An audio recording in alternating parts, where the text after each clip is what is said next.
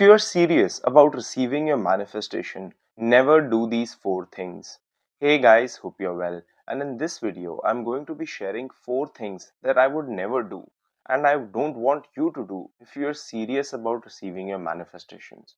The thing is, what you have to understand is that as you work with more people, you experience about this situation more, you experience the world of manifestation more, you get to know a lot about things, you get to understand a lot about patterns. I have been coaching for a very long time. It has been around 4+ years now, and I have been into this journey myself for around 8+ years. And what I have understood is that there are some things that would never help. Now these are things that are usually not talked about because these are things that can touch a nerve. Like just when you're telling someone, let's say you go to the gym and you find that this one guy is not going to make progress because he keeps on doing every exercise wrong. But you cannot just tell them, because if you tell them, they are going to actually accuse you of being jealous or something like that, right? Like one of your relatives, one of your aunts who keeps on yapping about how she isn't able to lose weight, but you know why she isn't. Like there are some things that we always know, right? And we are able to see other people do, but we just don't tell them because we know that they might not receive it well, or that their reaction might not be great. That is the set of things that I will be talking about and discussing about today. There are 4 things that you should never do if you actually want to receive your manifestations.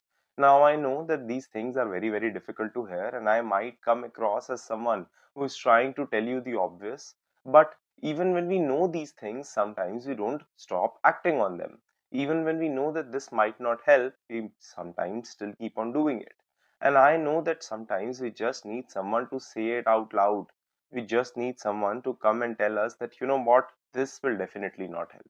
So here are 4 things that you should never do if you actually want to receive your manifestations. The first thing that you should never do if you're actually wanting to receive your manifestations is to stop hoping for everything to be easy. The thing is, this notion that manifestation is always supposed to be easy is something that a lot of people have gotten stuck in their minds. I also keep on getting this one comment in one of my videos from various people who keep on saying that, oh, why are you talking about healing? Neville Goddard never talked about healing. Why is, like, because manifestation is so easy, just assume you will get what you want. If that logic will apply practically, then every person who was assuming would have gotten what they wanted. This is the same thing as someone, when someone is getting anxious, to come in to say someone, oh, stay calm, as if they didn't know that I have to stay calm. The thing is, something theoretically and something practically are very different things. People struggle because people have emotions, people have reactions, people have interpretations of their own things, their own situations. So if just assuming works for you, absolutely great. Please go ahead. That's a very good thing for you. I'm really happy with that. But if it isn't working for you, is why you are watching this content. If it isn't working for you, is why you're trying different things, because you have felt that in my life just assuming is not really working. So if that way works for you, that's great, absolutely great. If it doesn't work for you, working on these small things really helps. When we stop constantly hoping for manifestation to be easy, we are going to come across in this journey with proper expectations. Because most often the thing that we struggle with is not that something is difficult, it's that we thought it would be easy. So it's not the difficulty that we are afraid about, or it's not the difficulty that we cannot face. It's the fact that we thought it would be easy that is making us struggle, right? And when we constantly keep on telling ourselves that manifestation is supposed to be easy, it consistently keeps on fixing this expectation that anything or any resistance that we get is wrong. Now, always tell yourself it's easy. Yes, we want to believe that. We don't want to create unnecessary difficulty for ourselves. But we also don't want to react if we sometimes find that it is difficult. Even when you receive what you want fully, it still comes with a set of difficulty. This is what people mean when they say, choose your hard. I will help you with the help of an example. Let's say I'm working on relationships. Being in a relationship is also hard. You need to work on communication, you need to work on how to show up for your partner, you need to keep on working on yourself. There are many different things. Not working on a relationship is also hard. Might not have the same level of rewards as working on the relationship does. So there are some hard things that will always get you better rewards, right? Like working out is a hard thing that gets you a reward of feeling good, of a better body, of a better health, right? But so is sitting at home. It's very, very hard to do. People who are sitting at home not working out, they also know that they should, right? It's just that sometimes they don't get up and they don't do these things. They still keep on feeling the guilt and shame. So that is not something that goes away. It's just that their way of choosing the heart that they are choosing isn't getting them any rewards. So choose your heart properly. Expect a little bit of resistance. That's normal. You are a human being. You can deal with that. You don't have to run away from it. When Neville Goddard also talks about it being easy, he basically means that you don't need to manipulate, you don't need to run after things, is that you need to focus on the process and the actions that come along with it, which are the aligned actions, and you need to let these things come to you. That is what your focus should be. The second thing that you should stop doing if you actually want to receive your manifestations, and this one is slightly touchy, is to stop acting on your emotions. I have this one client, so he starts working on himself, right? He starts the journey, he goes everything, he does everything well. Then after 5 to 6 days, he starts getting a lot of emotions. Now these emotions usually come because some of his friends, he sees them, who they are in a relationship and he isn't. And because he isn't, he gets triggered, right? And as soon as he gets triggered, when he gets into that emotion, he starts acting on it. So he sometimes starts calling his specific person, he starts chasing her, he starts opening and reading old chats and old pictures. This is one thing that absolutely doesn't help him. This is one thing that absolutely doesn't give him any peace. And he knows he shouldn't do it. The next day he wakes up, he regrets it. It's just that he doesn't stop acting on his emotion. See, you're a human being. You will get negative emotions sometimes. There is nothing wrong with you. And there is nothing wrong with the fact that sometimes you will get negative emotions. Emotion is a part and parcel of your life. And you cannot live your life without emotion. If you have access to good emotions, you will have access to bad ones. That is just how it is. If you have access to day, you have access to night. That is just how it is. If you are going to push yourself into energy, like for example, you wake up and you are very energetic, there will come a crash. You will want to sleep. That's just how it is. There is no need to act on those emotions with this volatility. The issue is not that you're having emotions. The issue is, as soon as we get emotions, instead of thinking of things from the decisions that we had made before, let's say my decision was that I will not chase my specific person, or let's say my decision was that there is this one unhealthy situation that I won't chase. But as soon as I have started getting emotions and as soon as I start getting these feelings, I start changing my decisions, then that is really going to keep on bringing the same thing with me, because I'm not committed to the progress that I'm making. I'm not committed to the new version of me that I'm deciding to be, right?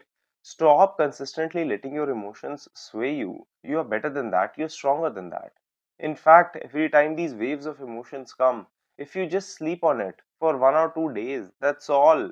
If I have a high rise of emotions that is telling me to react, that is tempting me to react, and I just don't act on it for that day, I just sleep it off. Tomorrow morning, I will wake up. I might still have those emotions, but I would have a better control because I would have delayed the reaction, right? Always delay the reaction in the middle. Delaying that reaction is something that really helps, because then you're able to think of things logically and from the decision making process of the new you, rather than consistently acting as the old you who doesn't get results. Stop consistently allowing your emotions to run your life. The next thing, stop running away from responsibility. If you truly want to receive what you want, start accepting responsibility of why things happened. What was your role to play in it? And how you can take responsibility of that. This might be a short one, but it's very, very important to understand this, because a lot of times we are hoping that we will take no responsibility for the past, but we will take the whole responsibility of the future. I oftentimes do this in my sessions where I keep on telling the client that this is the role that you had to play for your life to turn this way. Now, I don't keep on repeating it, but I mention it until and unless they first fully accept it. Because a lot of times we are living our life from this perspective that all of these things are just happening to us. I will cover more of this in the next point, but we often live life that way. And somewhere we are saying that, oh, I was just helpless. I had no role to play in this. I had no responsibility. It just happened to me. but it is very clear that you did have some role to play in it.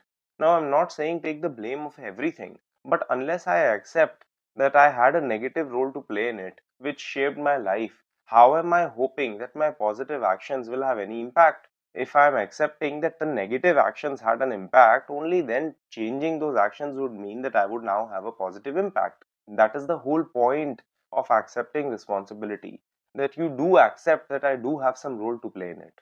Which brings me to the fourth one. Now, if you are here till the fourth point, it means that you are really serious to work on yourself. It means that you are really open to work on yourself, right? Stop blaming the world for everything that is happening to you. Can you be a victim of some things in life? Absolutely. You might be born in a poor household. You might be born with a family which doesn't treat you right, which demeans you, or has unhealthy relationships. You might have been dealt with a bad hand. Absolutely true. I totally accept and understand where you are coming from. I totally accept and understand your pain. Now, what you do and how you do it is your call.